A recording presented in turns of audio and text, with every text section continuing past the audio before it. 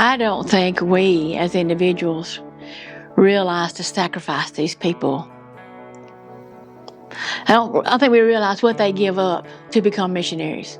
Because she was living in Cherry Creek in Pontotoc County in rural Mississippi. And she picks up and leaves and goes to China.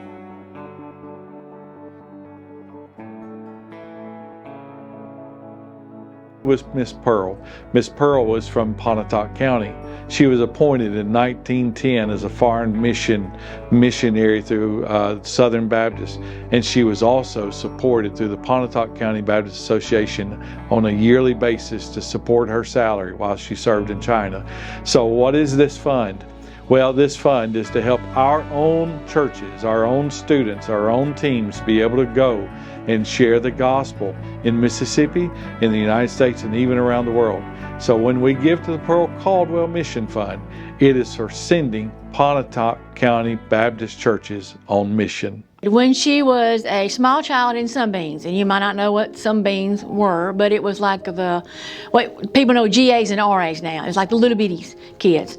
And there was a instructor or teacher, somebody that was talking about the Chinese and how cruel they were to the little girls. They would bind their feet and put them in little shoes. And she just thought that was terrible, and how lots of them worshipped idols, and it was just sort of like a cruel situation they felt. And so she just felt the pull to missions. Well, you know, as a child, you think about that, but then you just sort of put to the side. And then years later, she got that same, when she was like going to college and getting her training, she got that same pull, like, I feel like I should be a missionary. So what she did first was she told the Lord, she said, I'm going to put aside some of my salary, because she taught school in Pontotoc County and Texas. I'm going to put aside some of my salary, and I'm going to fund or support a Chinese missionary, someone. But she said, I really knew that's not what God wanted me to do. And so she decided that she wanted to become a foreign missionary, and she wanted to go to China. She went to Blue Mountain, attended there. It just said she completed 2 years of what my research, completed 2 years. And then she went to the Women's Mission, and that was a big step itself. From Cherry Creek to Louisville, Kentucky. I mean, that was a leap of faith as well.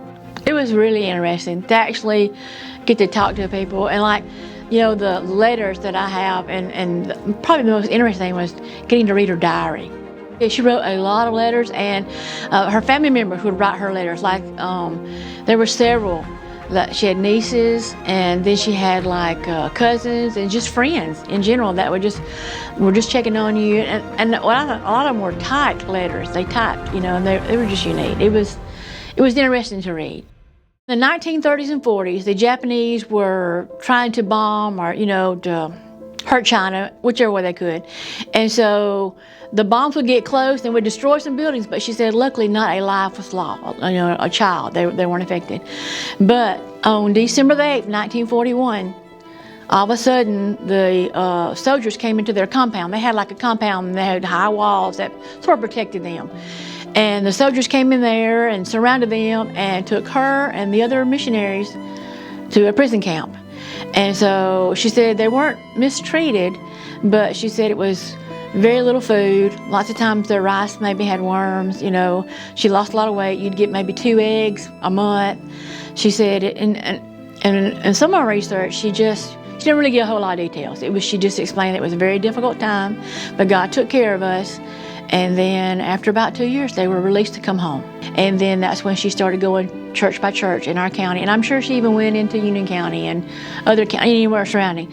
But she returned to her home in Cherry Creek, and she stayed there until she died in 1962. I think she would be honored, but I think she would say, it doesn't need to be called that, because she'd be, that's attracting attention to me. This is about missions. But you've got to have a name so people can connect to the offering or to the situation, or, it's sort of, because as a small child, my dad remembered Miss Pearl Caldwell coming in and speaking in Chinese and singing Jesus Loves Me. So you never know what seed's being planted by someone else.